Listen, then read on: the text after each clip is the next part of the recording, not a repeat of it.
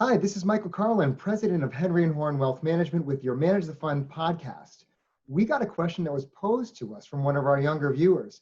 They wanted to understand what the big deal was behind net worth.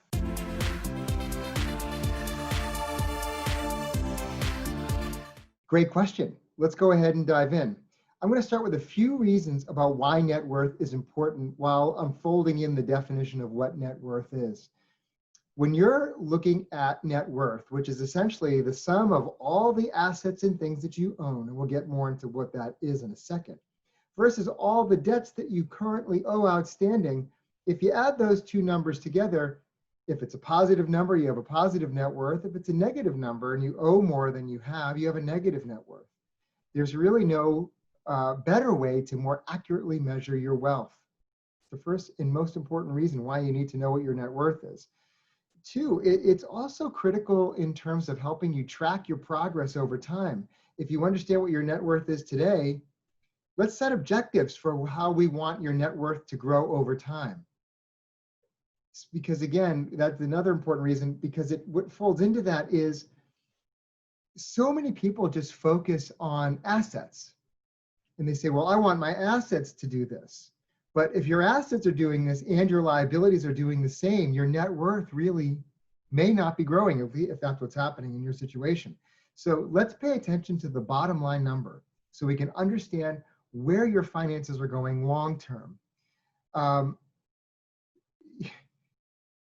Understanding your net worth helps you put into perspective how important your liabilities are.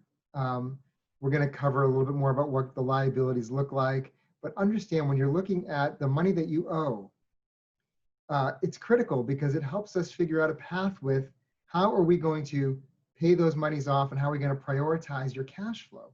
So understanding your net worth is intrinsic to understanding your liabilities and the monies that you owe to help you plan best for the future. And I think finally, one of the most important reasons about why you want to understand your net worth is, what if you're going to take a loan? These are things that the bank needs to know. These are things that you need to know to understand your financial standing. It's just, again, a critical aspect of finances. And the sooner you get your arms wrapped around what your net worth is, the better off you're going to be, especially over the long term. So when you're calculating your net worth, there's a few things that I want you to do. Obviously, I want you to go through all your investment accounts, and that's bank accounts, it's retirement accounts, it's checking, it's savings, it's those Series EE bonds that you might still have that you haven't cashed in yet. If it's an asset like that, if it's any kind of investment asset, let's put it on the list. You may or may not, if you own real estate or if you're renting, that's a whole different story. But if you own real estate, that's an asset. Is this your primary residence? Is it a place up in Flagstaff or a secondary home somewhere? All your real estate assets, let's go ahead and go on to Zillow, at least to get a good, realistic gauge for what the value of your property or properties might be. You may have ownership in a business. How much is your business worth? What's the equity in that business? What are the assets of that business? The other cash accounts of that business? All of those things we're going to want to put on the side of your personal ledger. That is going to be your assets. Personal assets will be things like cars, jewelry, a lot of those kinds of things. We tend not to put cars and jewelry in our plans for net worth. More often than not, it's discouraging to know that the true liquidation value of those things usually isn't all that great. And again, unless you have something for an investment purpose, like some people have collector cars, which tend to maintain their value, or certain types of gold bars or raw diamonds, things like that. Those tend to have more intrinsic value that just get a little bit less wavy. Or you might have a loan receivable against somebody who might owe you money. Those kinds of things will all be your assets. That's going to be on one side. On the other side, we're going to go ahead and put your liabilities. Your liabilities are going to be your mortgages, whether, again, if it's on your primary residence or other vacation property, rental property somewhere else. All your mortgages are on the liability side. You hopefully don't have credit card debt, but if you do, to the extent to which that you have it, that's also a liability. medical debts, other tax liabilities.